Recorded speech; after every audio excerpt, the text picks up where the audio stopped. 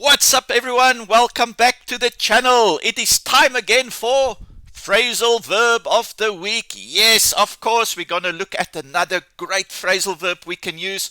And the phrasal verb is cut down. Yes, another common one that we can use in our everyday conversations. We're going to look at 4 different ways that you can use this phrasal verb.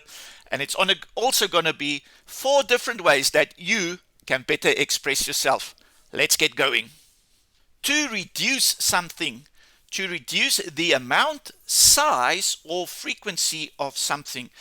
And I'm going to share 2 examples for you because, there is more than one way we can use it. And our first example is the company needs to cut down its expenses.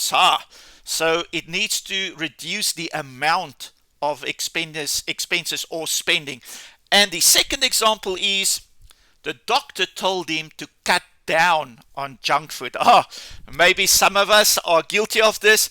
And in this case, it means to reduce the frequency of something. Well, there you have the first meaning. Let's move on to meaning number 2. To make something smaller or shorter. To visually or physically reduce something.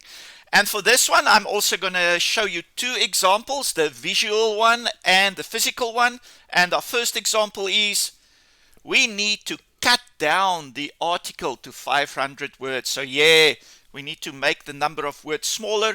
And the other example, the physical one, April cut down the curtains because they were too long. So we physically cut something down to make it shorter. Let's go look at meaning number 3. To fell or cut a tree. So this one's got a very literal meaning of chopping down a tree. And if we look at our example, Jack had to cut down the old tree in the garden. So I think this one is a very common one that we use in everyday situations. And finally, let's look at our final meaning of the phrasal verb cut down. To reduce someone's power, status, or influence. And it's often used in politics, business, or social situations. And let's go look at our final example. Sanctions were imposed to cut down the dictator's power. So there you have it, a beautiful phrasal verb, cut down. But as always, I have to ask you, if you like this video, if you like the content, please like and subscribe to the channel. I'd really appreciate it. Well, that wraps it up for today.